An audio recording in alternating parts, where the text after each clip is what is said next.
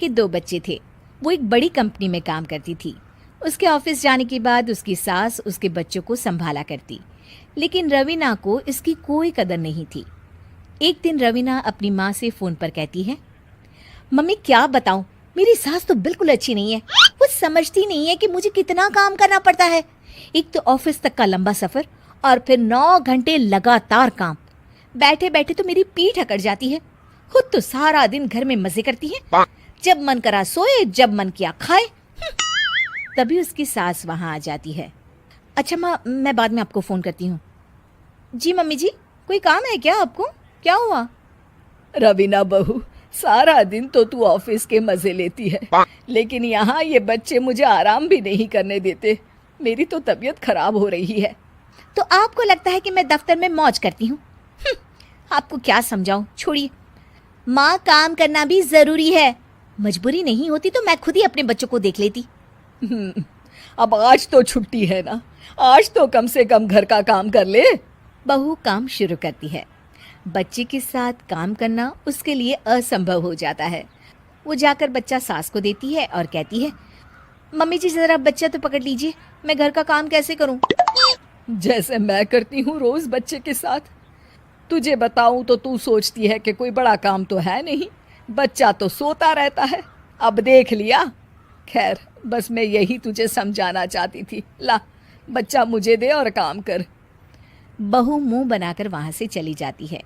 वो मन में सोचती है, बात तो सही है, बच्चे के साथ घर का काम करना असंभव है। वो किसी तरह काम करती है और अगले दिन ऑफिस के लिए निकल जाती है।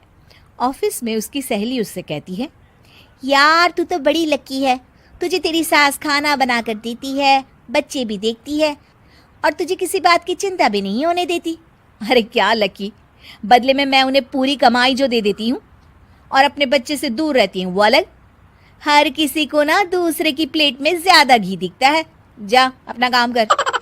अरे फिर भी ये तो है, यहाँ हमारे बच्चे को मैं क्रैश में छोड़ती हूँ, हर पल डर लगा रहता है कि क्या कर रहा होगा। खैर चल, मुझे क्या। बहू घर आती है तो देखती है कि उसकी सास उसके बच्चे को बड़े ही प्यार से खिला रही होती है। वो माँ को देखकर खुश हो जाता है। बहू मन में सोचती है कि बात तो सही है, सासू माँ सारा दिन काम करती है, मैं ऑफिस से आकर भी काम नहीं करती हूँ। वो सास के पास जाती है और कहती है, माँ जी थक गई आप? और क्या, सारा दिन चक्कर घीनी की तरह पूरे घर में घूमती रहती हूँ और अब उम्र भी नहीं रही। लेकिन चल तू बता, क्या हुआ, कुछ काम है क्या? बहू कुछ नहीं कहती, मुस्कुराकर वहां से चली जाती है। लेकिन अगले दिन सुबह सुबह बहू सास से पहले उठकर उन्हें चाय देती है। अरे आज सूरज कहाँ से उगा है, तू पहले उठ गई।